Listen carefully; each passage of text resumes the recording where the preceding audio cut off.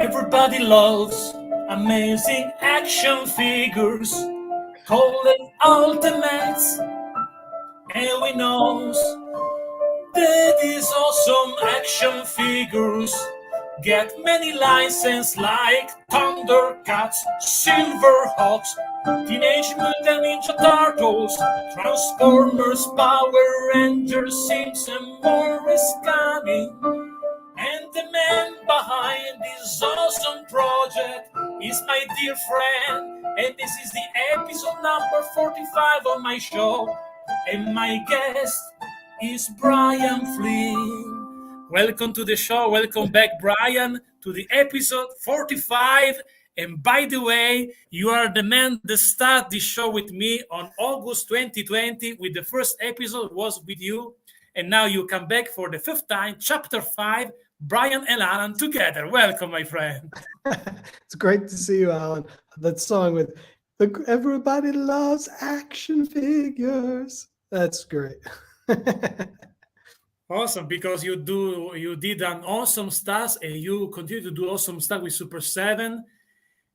Because I remember, actually, I discovered Super7 because of my awesome love for Master of the Universe. And I still grateful with you about, in my opinion, the biggest playset project that I ever seen in the toy business history, and talk about the snake mounting. Because every time that I go to my toy room, my studio, I watch the display with my snake mounting. I am very happy. Yes, I have this big guy. And it's something special. You continue to do something special also for the other lines and the Ultimates. As I told you before, I have also another channel of wrestling because I'm a big fan of wrestling, especially of the Golden Era. And I saw recently your André the Giant's 1986 version of Ultimates. I have a question about that, about behind that, because I remember that with Super7 you did also other version of André the Giants, more like a young André, and André when he worked for a Japanese company of wrestling. Tell me something about the license, because actually in 1986 André was a part in the WWF. How works that? Yeah. That's later Andre. That's black singlet Andre. Plus you have a red singlet Andre and a yellow singlet, I think, as well. But mostly black singlet.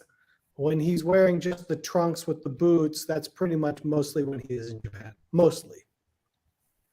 Okay, because I remember that Andre used also the yellow tie also in the WWF sometimes, maybe because he used the same outfit on Japan and also on WWE, I believe.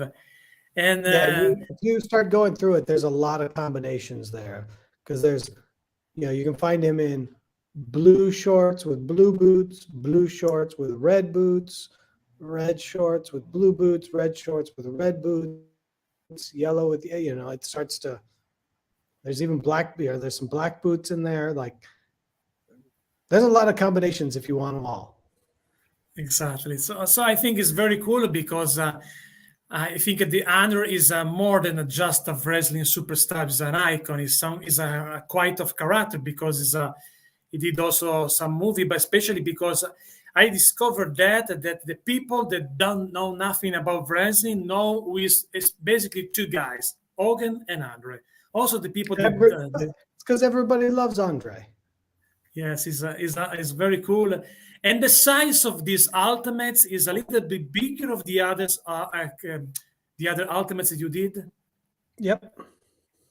Okay, it's like maybe the snowman that now comes out from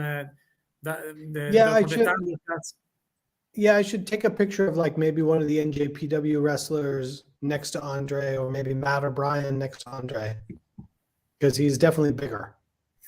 Awesome. Also because he deserves to be that. Before to start to something that is real, I have I don't know if you, maybe if I open a little bit yes, now maybe you can see that I have a subliminal message for you. I don't know if you that wasn't obvious at all. I don't think that's subliminal. I think that's overt. Yeah. It's like, would you like me, Brian? I'd like to talk to you about BraveStarr. Maybe one Exactly. day. Yes, as every episode, the typical Alan question is: any possibility in the future, some new possibility about license to have a future Ultimates cartoon accurate BraveStarr? Well, hopefully one of these days, yes. Oh, finger crossed again. I hope, because I hope maybe in the future, in one of the future episodes, to do a special episode to reveal that with you. Should be awesome. Exactly. Alan has willed it to be the BraveStarr, the Alan collection. Exactly. Actually, I the did just Mr. Alan collection. exactly. My toy room is ready for that. Also, because I did many interviews on this show with people that work with filmation, like Robbie Goren, like Rob Lamb, Tom Cook, and I feel that especially Rob Lamb told me that they were very proud about BraveStarr series, but was the last one that they did. And also he told me an interesting backstory, because the bad guy of BraveStarr show, Tex-Ex, actually was a character that was created for the Filmation Ghostbusters series. But then Lou Scheimer was excited for this character and said, I want to do something with this guy. We need to create a series with this one. It so start because of that. But now back to Super7 and back to Cartoon Accurate, because we saw finally two wave of Ultimates cartoon. I like so much that, but I like also the idea that you have to create the reaction for G.I. Joe, because I think this a typical Super 7 created something new, cartoon accurate reaction G.I. Joe. We never had that before, and I think that is a good idea, because you have in the same time something that you remember you the old one of the when we were kids, and we have the original G.I. Joe, but something that you never had as a kid, and also no one did that before, cartoon accurate. So tell me, how start this idea to create this project with reaction cartoon accurate? Within GI Joe, at least for me, there's a ton of characters that have never been made. Lots of them in the cartoon, lots of them in the comic books, et cetera.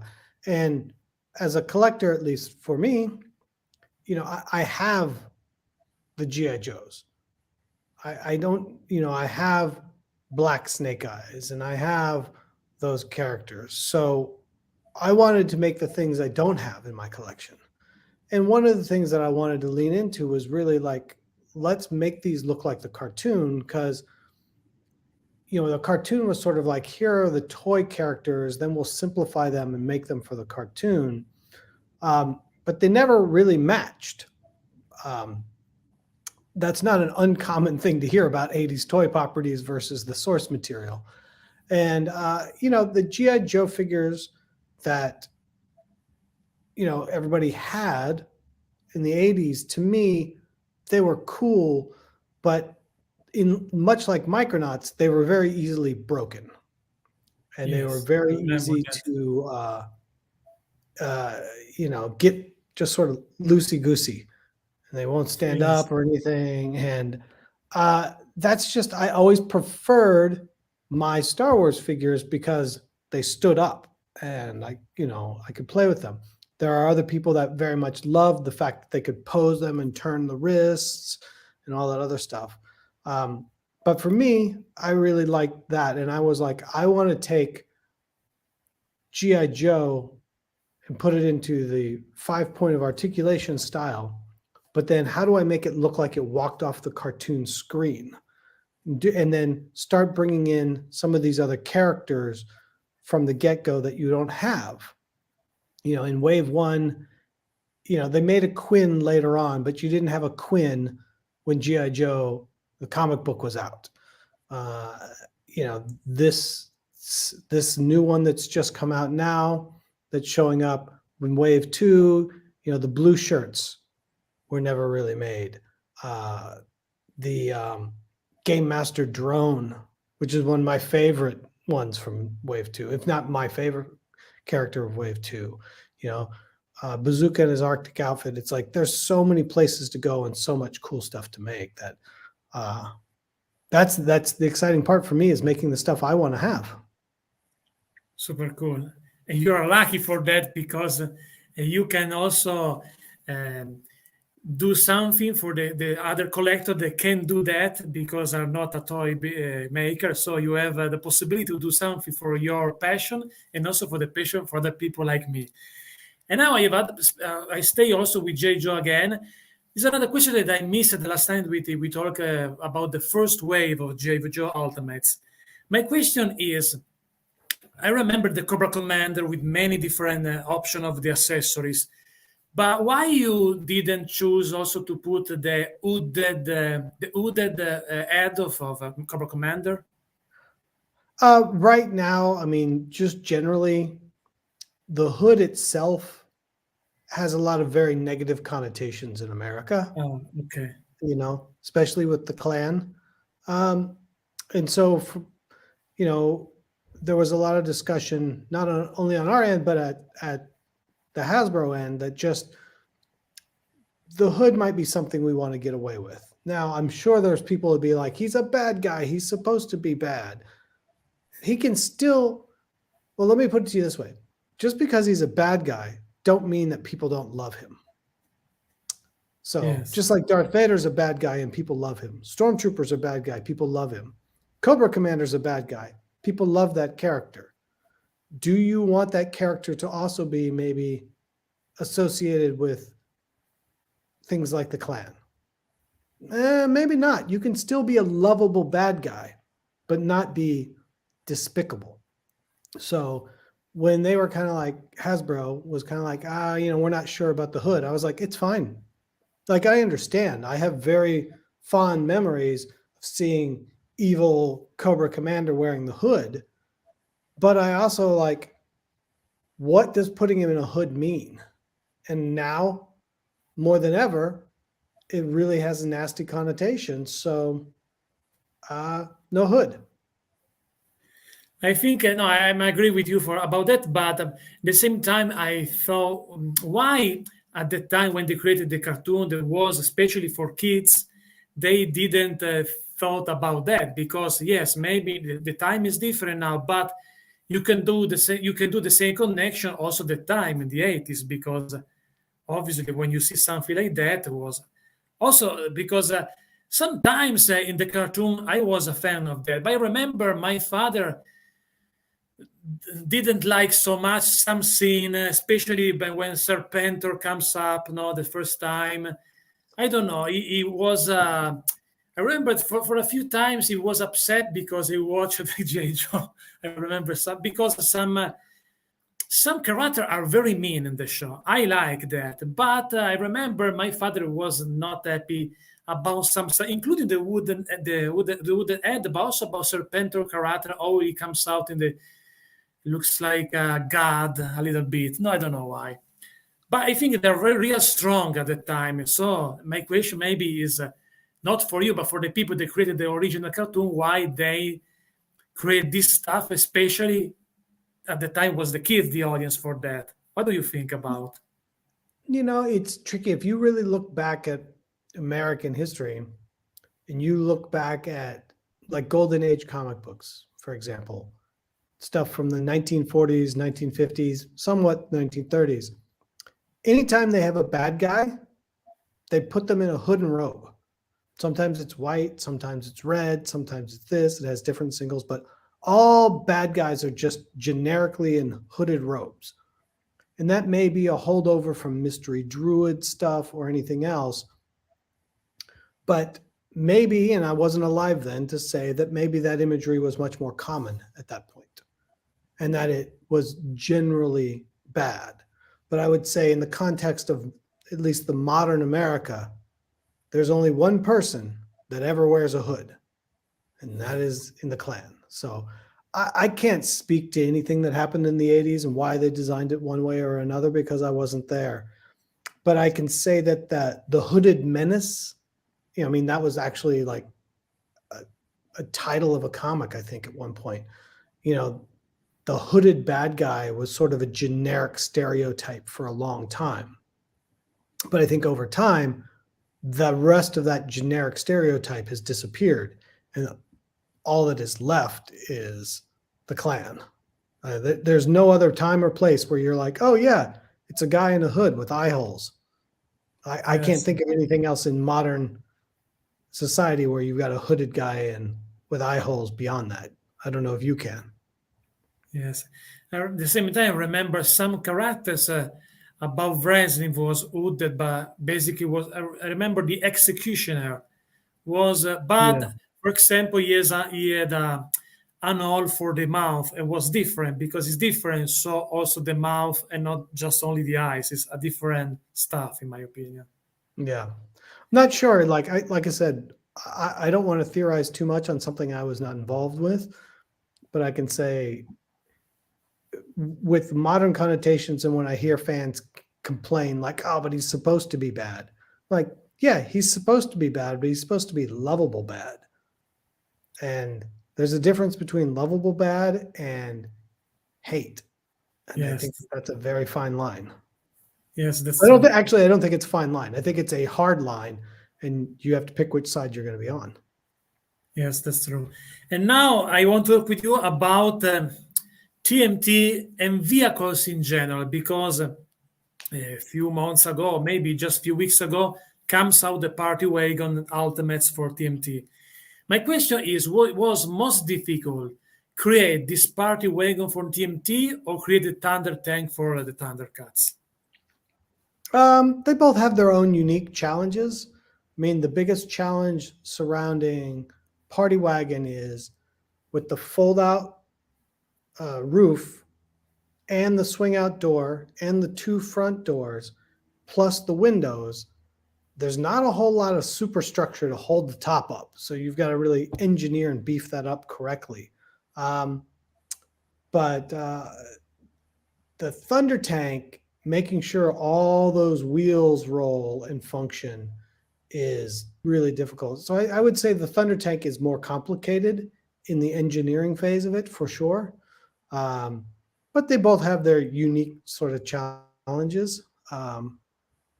They're big old vehicles that need to fit Ultimate figures. So That's super cool also because when I saw the reveal, I did also the news right here, because for every new stuff that comes out for Super 7, I promote right here on this channel. So I support every new project. When I saw that, I thought, there we go. It's another typical project of Super 7, this one, this Party Wagon, because it's super fun. I saw also your video they do for that, many action features. So I think it's something that the TMT fan like so much, this idea. Do you think that it's possible also do in the future, just to speculate, also something for the Ultimates J. Joe, because J. Joe are popular for vehicles? I know that we saw something before close to Christmas, I believe, about the reaction. But it's possible to do something maybe in the future also for the Ultimates? I hope so. But same thing, like we're going to do one or two. In this case, we've got two vehicles out right now. After I deliver Thunder Tank, then I can start thinking about somebody else's. I don't think we want to get too many vehicles for people waiting on them, because they're big, they're expensive. You have to be very, very aware of how many people are available to buy that product and how much they can afford. So making too much of it would be a little difficult, I think. But it's not like we haven't talked and thought about it quite a lot. I have one I know I want to make, but I don't think it's possible to make it. Never say never. Depends of the reaction of the people. Also, this classic Snake Mountain, if you talk about that 10 years ago, looks like impossible. A Snake Mountain classic was just a dream, and you did it. That's right. That's what I'm here for. I'm here to make your dreams come true, Alan. Yes. My background, remember. I'm well aware. And now I talks with you also about, in general, a general question. What is for you, for example, Brian Flynn, when wake up every morning, what is the schedule? How busy you are to do your job as a toy maker? I mean, it takes up all day. I mean, I get up, feed the kids, take the kids to school, go to work, stay at work till I have to pick up the kids from school, come home, feed them, maybe watch some TV. Depends. If it's Wednesday, they watch Boba Fett.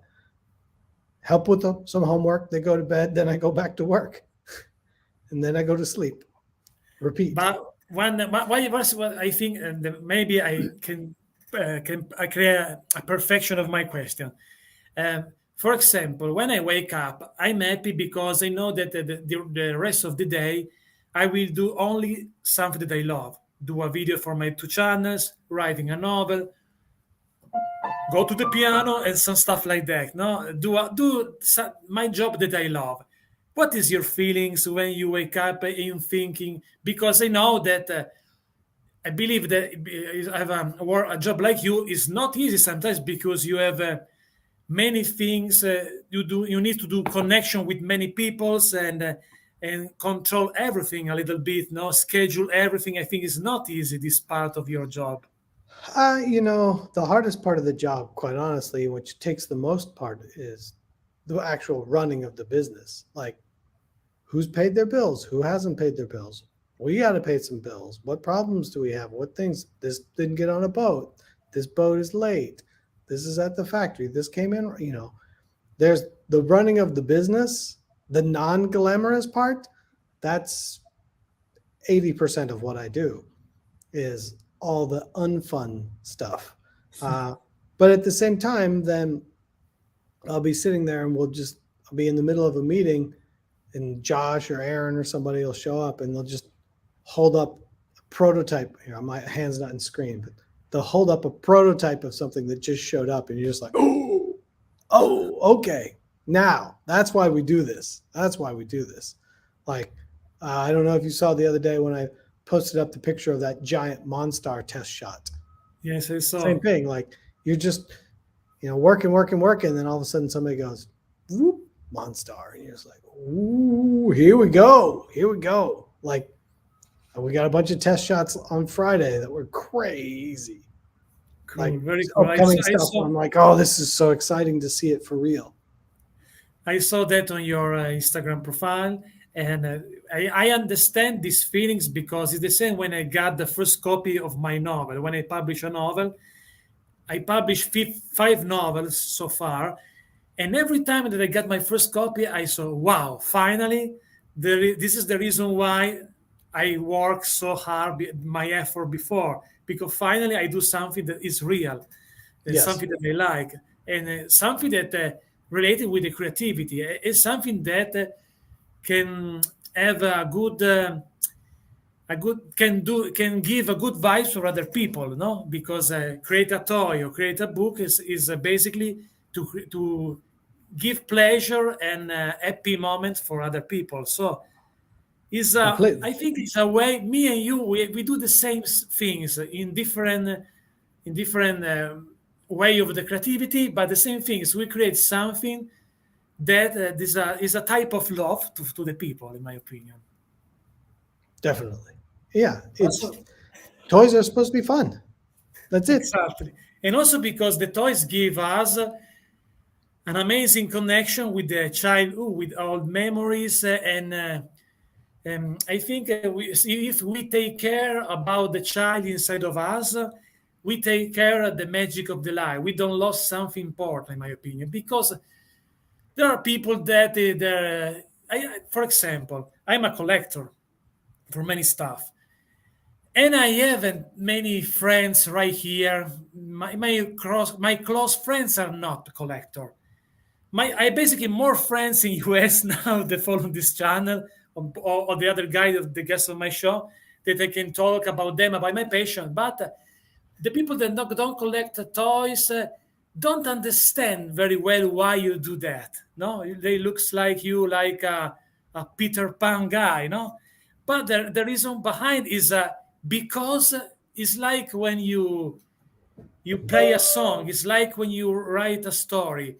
You follow the child inside of you, and you feel something special. But it's difficult to translate this concept to the people that don't collect. But when you show a good figures, I tell you the story. Sometimes I show my good figures with my girlfriend, with my mother, with my brother. The quality for the when they saw the Snake Mountain, for example, from Super7, they still surprised because of the quality of the size of this stuff. Because everybody knows the property of this play set. Or like when I show J. Joe figures, same stuff. They say, "Oh," and they start to remember they were when they were kids. So these toys, the collection, this stuff works in reality also for the people that are not collector. And this is the magic of this creativity, childhood in same times, and these different elements together, and works to everyone, I believe. I think, well, it's you trying to think of the right exact way to phrase it, but it removes a lot of the barriers you build in your life. Like when you walk out the door, you're worried if the dog has gone to the bathroom, or there's trash on the street, or you got to step off the curb, or this guy, if you spilled your coffee, all of these things that you build up layers of defense. Most of them are pretty low key, but the rest of your life can be very complicated. But when you hold that toy and you remember how much you loved it as a kid, or what you loved watching it on TV, there's no barriers anymore. So you can enjoy that emotion immediately. It's kind of like, I'll use the analogy. You go to a restaurant you've never been to before, you try the food, the first bite, you don't go, "Oh, this is so good." You're like, "Is this good? Is this okay? I'm not sure." It takes a couple bites. And then if you love it, you love it. The second time you come to that restaurant, first bite, "Oh, this is the best," because you already know it's the best before you try it. There's a familiarity and an unguardedness to the excitement that I think is good. Yes, that's true. You did a lot of stuff with Super7, but what is the project that you are so proud, your favorite Super7 project that you did so far? And why? I love all my children equally. No, my favorite one still is going to probably be the alien reaction figure, because that was the first one. So it's always the first one. It's the first reaction figure we ever made. And we made tons of them. We made like 18 colorways of that alien over time, and other people loved it. So as much as I'm excited about like the new G.I. Joe line, it's amazing. And there's so many cool toys, and there's some lines coming out that I'm amazed at, and then there's the worst, and there's all this other amazing stuff. It's all great and exciting, but it's still never going to be the first one. Like every time I pick up one of our aliens, I'm like, it takes me back, 8 years, 10 years, whatever it is, to when we made that toy. And it's like, oh man, this toy. This is the toy that changed my life. Awesome. Beautiful. I think it's also a little bit romantic. This it should be, for example, if I want to create a story in a novel for a man they create toys, I can start with this moment, for example. It's a perfect moment to start a story, and then you can start because I'm like that. When I feel something, I start to create a story. For example, the story can start with this moment, and then we can start with a throwback with the young Brian, the little Brian, they play with the original figures, and after you can still create I never did until so far a novel with a creator of toys. Never say never. It's possible. Never say never. Okay. If it happens, I'll make sure it's not me. No, but not you, but maybe someone that can have something of you, but not officially related. No. I trust you, Alan.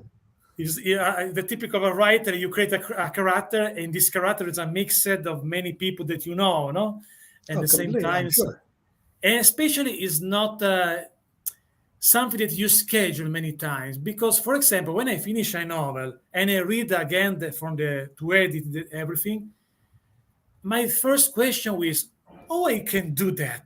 It looks like to read a novel from some other people, because when I work on my novel, I just watch the screen. Sometimes I close my eyes to write something, and only in the end I discovered that the story is worked very well, and I don't know where I got this character. Sometimes I recognize someone that I know, or someone that I just saw just one time in my life. So this is how works my works.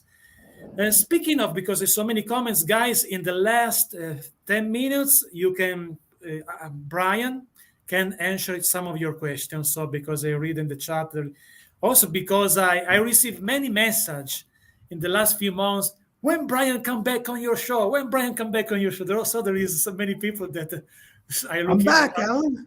I'm back. He's here, my friend. He will be here again because this show was born with Brian. So he's my good godfather of my show. Nah, it's your show. I just happened to be there one day. Yes, but start with you. So because of that, to me, it's important that. Uh, but back to the reaction. What is the most? Because you did many reaction for many different license. What is so far the most popular line of reaction? Most popular in terms of like best selling, or most Exactly. popular in terms of how much people love it? I want a question, answer for both. Should be interesting. The surprising answer to best selling is music. Okay.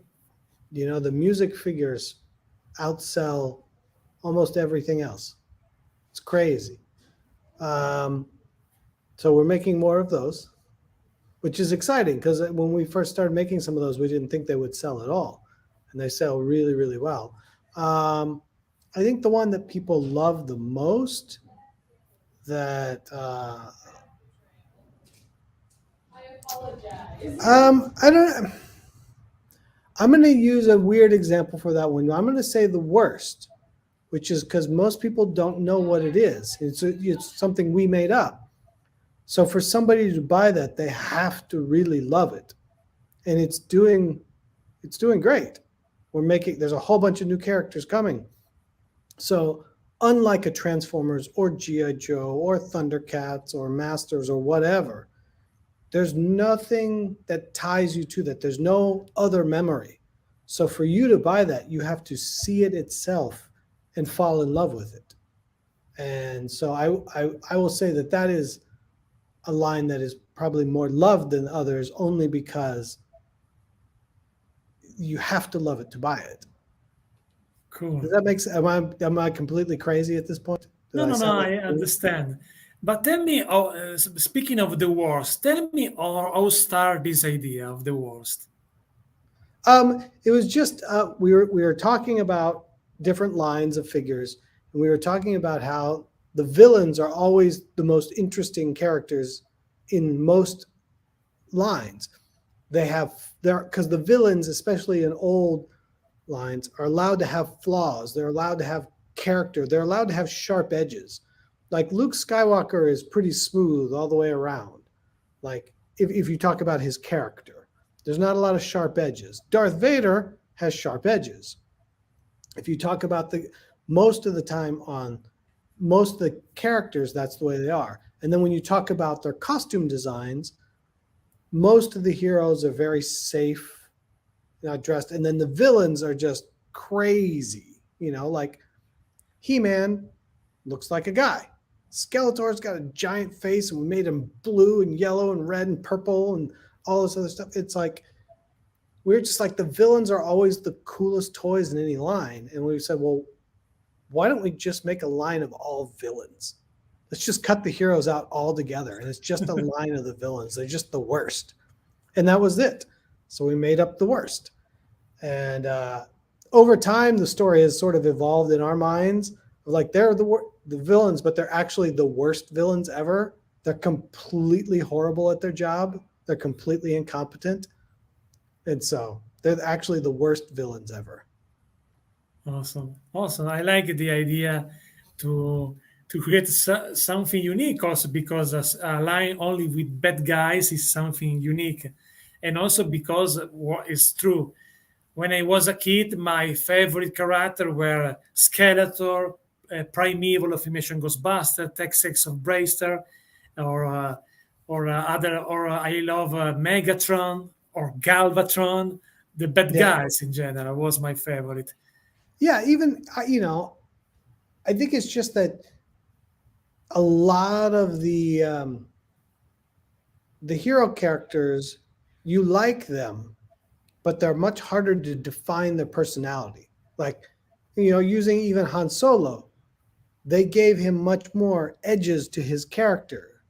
And so he becomes more of a rascal or whatever, and is he a hero? Is he not a hero? And then he becomes more interesting. He's not as one dimensional. And it's only really that you start to see in some more recent things that many of the hero characters start to have flaws and they're not perfect.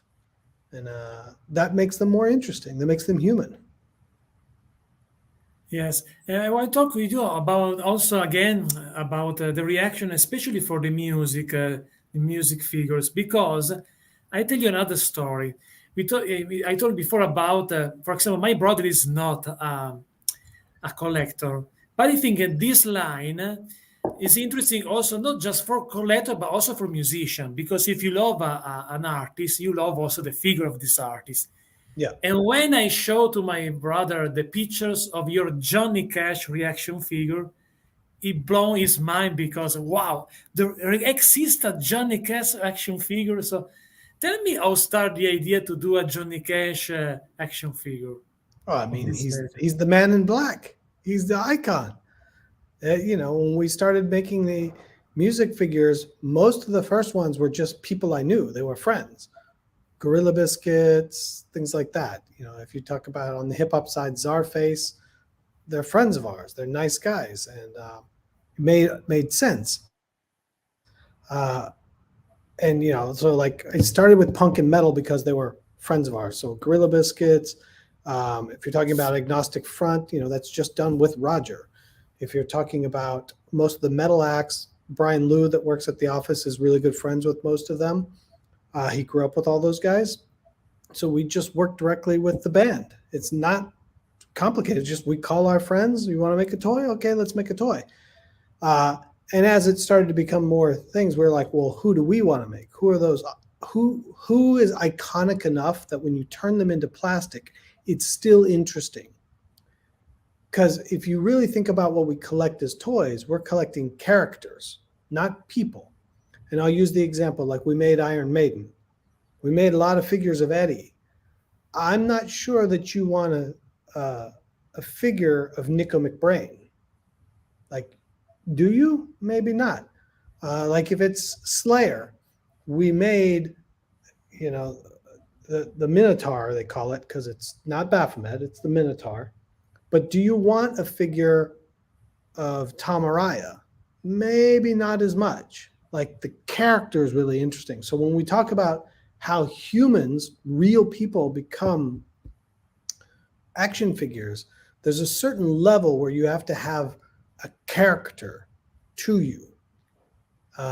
Lemmy is a perfect example. Like you can make Lemmy, you can make Rob Halford, you can make Johnny Cash. These are people that become larger than life. They almost become their own characters. Then I think it translates well into plastic. But I think, just making a regular entertainer in plastic is not as interesting. Does that make sense? Yes, that's true. Maybe other characters that could be possible in this line, depend of the license.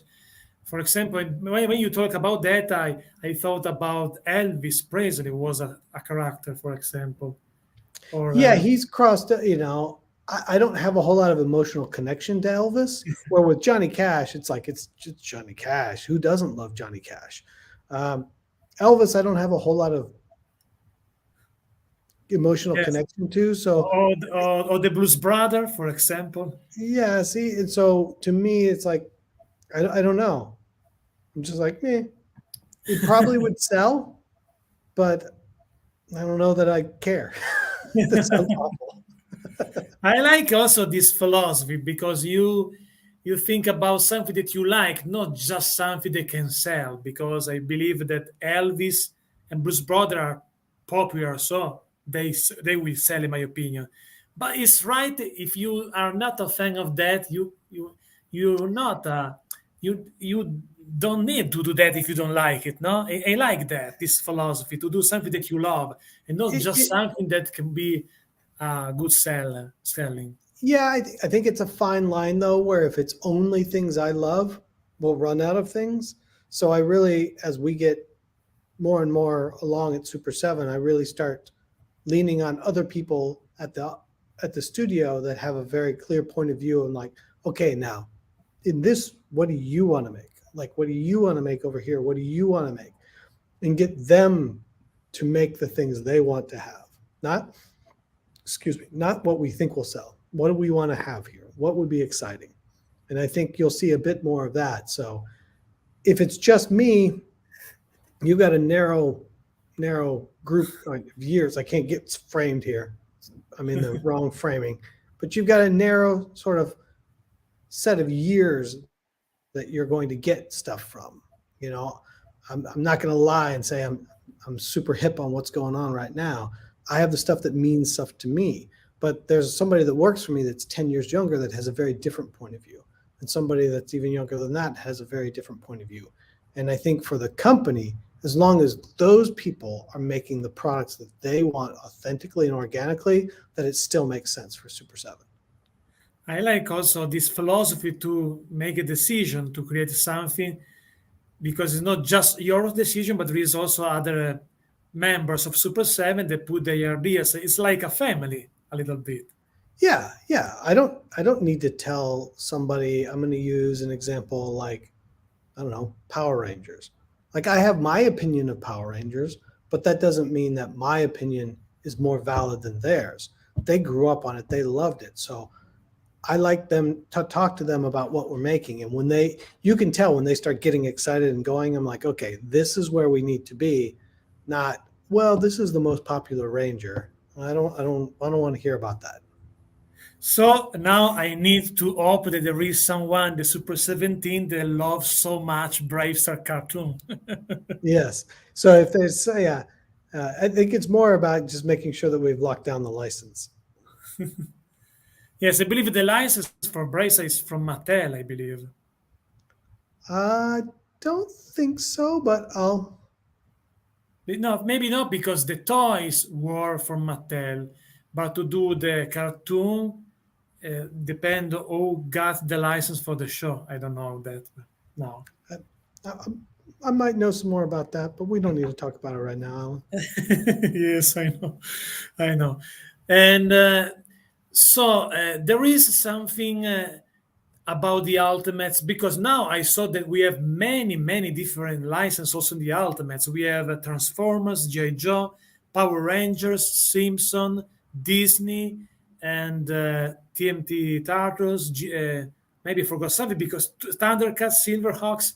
So a lot of different Yes. way for the, so grow every time that I meet you, there's something new license in the Ultimates. And what happened for Conan the Barbarian? Because I saw something in the chat, the people are asking more Conan the Barbarian Ultimates. We're working on Conan the Barbarian wave. What technically would be wave 4, because Iconic Pose, even though it was a single figure, was considered a wave. So you had the first wave, Iconic Pose, then you had Snake Thulsa and Warpaint Conan, and now we're working on the next wave, which would be, Valeria, Sobutai, King Conan, that kind of stuff. So Wow. good news for the people that love the Conan the Barbarian, because they receive, and the weird things that many people, maybe because they know that you are many times in my show, sometimes asking me what next for Super 7. I say I don't know. I I don't don't work. know. It's all top secret. The guy, Exactly. he never says anything. But Yeah. it's fun that because they I understand that the people love your works and love your philosophy because when I did other interview with people in this show, also that now Super 7, I receive only good vibes, good comments, and good appreciation about your works. Also for other people in this business. So I think it's a good results for you when also the other competitor or people that work in this world, designer, that love your philosophy. They talk many times about your philosophy to do something that you love. So I think Well, that's it's very good. nice. I mean, for me, we're not trying to compete. Like, there are great people working at all sorts of other toy companies, and they make wonderful things. It's not always what I would make, but that's why I make what I make, and they make what they make. It's not, there's definitely times where people want to pit us against each other, and it's like there's not that many of us. We're all friends. We all like making toys. Like, it's fine. Like, that's the thing. I'm a fan of what they're making too. So I like this philosophy. It's not simple. Find this type of atmosphere. For example, in music, in Italy, for example, where I work so much for many years in music business, it's not. Many artists look each other's like not an enemies but a competitor.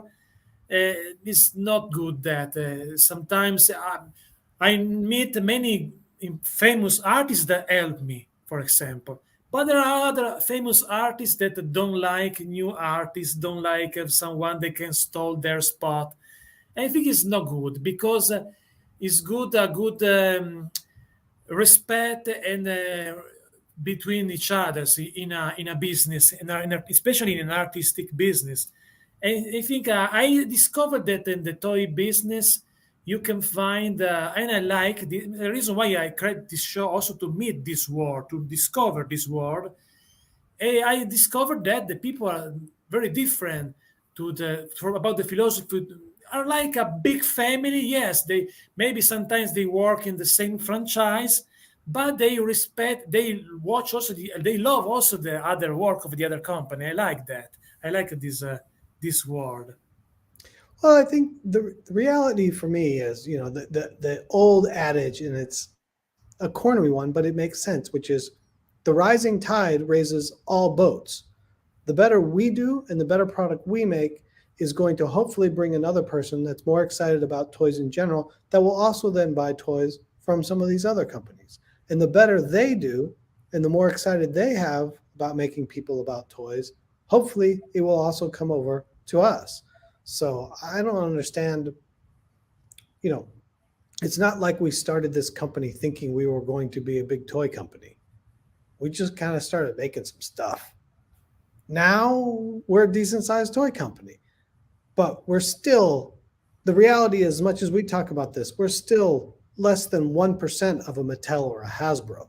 Like, as much as everybody's like, oh, it's a thing, it's like not in the grand scheme of things, it's not a thing. We're still tiny compared to those people. Yes, but I think that the collector know Super 7 very well now because loves your stuff, your action figures. So that is important. More important that the people love your works than the numbers between Super 7 or Mattel or Hasbro. No, I think it's good. Your philosophy is good because got awesome results because the people love your toys, your figures. I think this is very important because sometimes the big guy, the major in general, also in the music in general, forgot the the desire of the customers, collector in this world, for example. But you have to remember, though, that Hasbro and Mattel's job for the most part is not to sell to you. They're selling to 8-year-olds. That is their Exactly. job.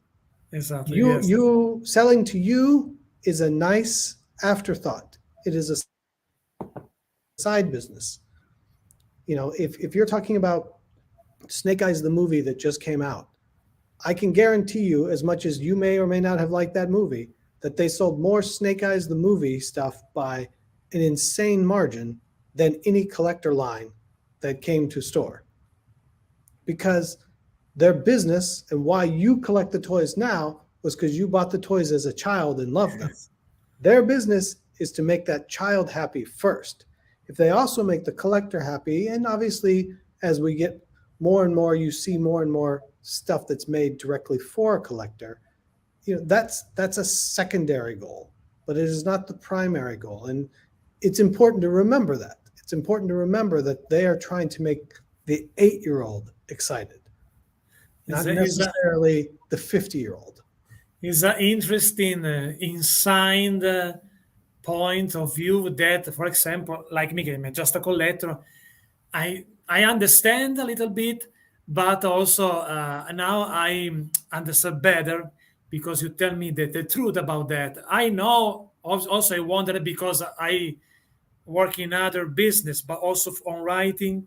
They are focused to do something for some tag, the different type of music because of that. No, obviously I understand also that behind this reason you have now this new version of Master of the Universe because the CGI show is for the kids, the Revelation is for new collectors. So, but as a collector, I miss so much the Club Grayskull William Stout line because they were my something that the William Stout figure that you did for Skeletor movie accurate was something that I waiting for since when I was a kid because we haven't that or the Club Grayskull, another awesome stuff that you did.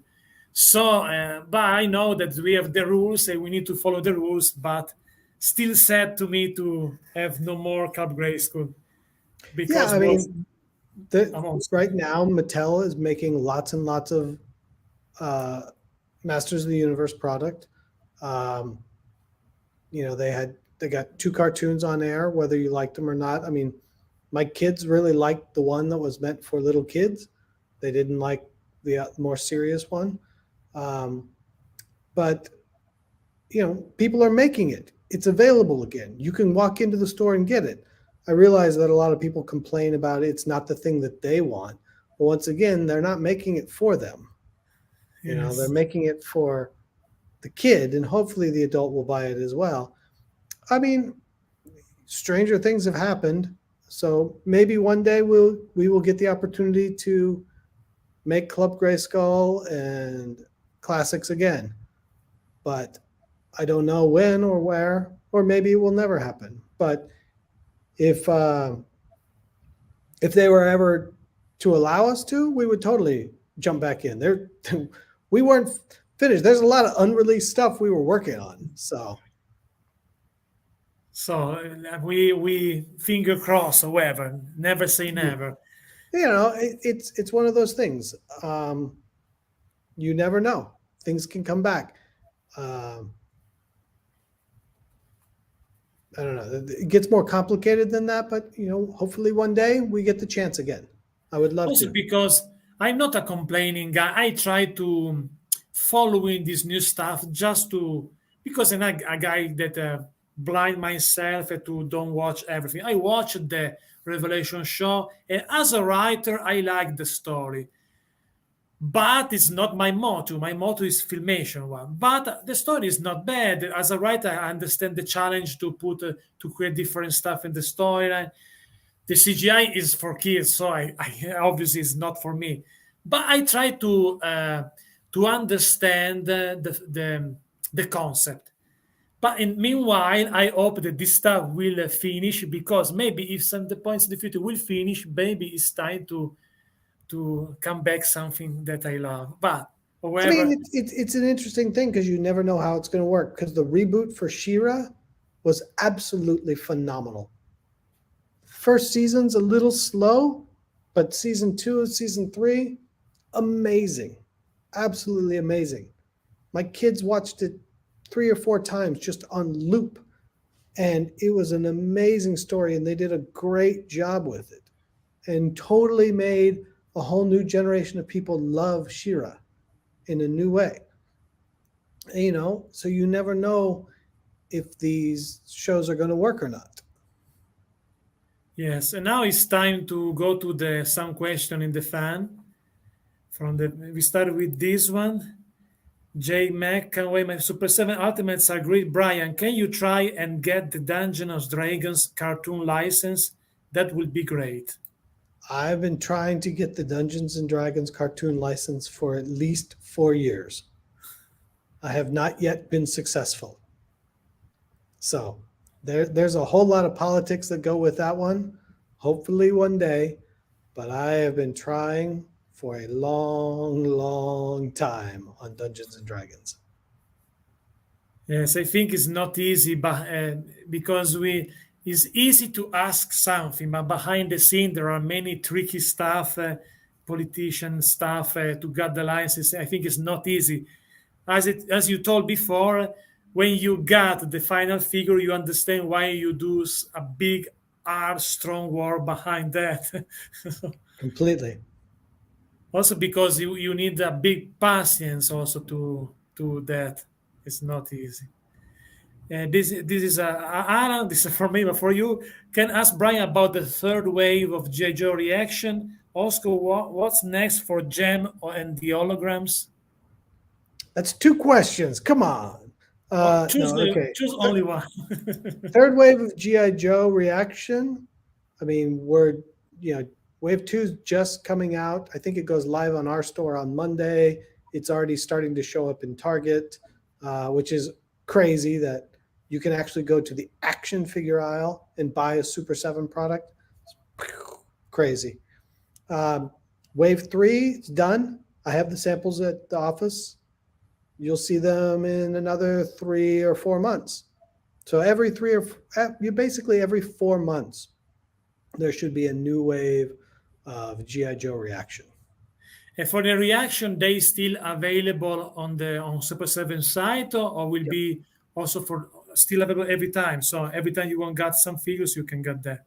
Yeah, Gem and the holograms. We've got a little something planned for San Diego, and then something else planned for spring of 23. There is a shout We're out. planned through fall holiday 23 already. There is a shout out from 16 Shooter. Is a photographer that work with the Four Horsemen and also for Metzco. He was my guest also in my show before, and could be also an interesting photographer with Super 7. Never say never, in my opinion. Never say never. Okay, because there's a lot of questions. I try to find something that's not similar, to don't have the similar. Oh, this is another speculation, but I put this one. Will Serpentron Ultimates Avis Chariot? Maybe. Serpentron should be another cool character for Ultimates. The crazy part about G.I. Joe is we have G.I. Joe planned through the beginning of 2025. Wow. Wow. So we've got a lot of G.I. Joe planned. It's already scheduled, worked out, agreed to. We need to find a big space for them in my toy room. It's not so much that it's a big space, but like we have a long-term commitment on G.I. Joe. Yes, but many characters, because just now with if you count every action figure, including the army builder, because you need the army builder for this line, you need to put also the the army builder is designed for that. There's that collector that needs a whole bunch for his diorama or his play set and wants stuff, so they all look different. But if you're just a collector and you need one, just grab one. You can grab any one you want. This is a question for G.I. Joe shipment. Says, what are the chances that G.I. Joe Ultimates will ship in March? We got first test shots right before Chinese New Year. Chinese New Year goes all the way through the end of February.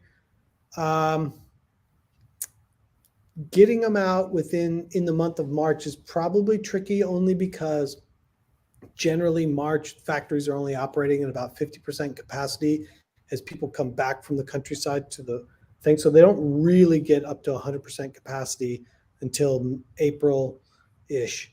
I would say it's probably shipping out of the factory in April instead of March, but it's on schedule. But it just, how much will they be able to do in March? I don't know.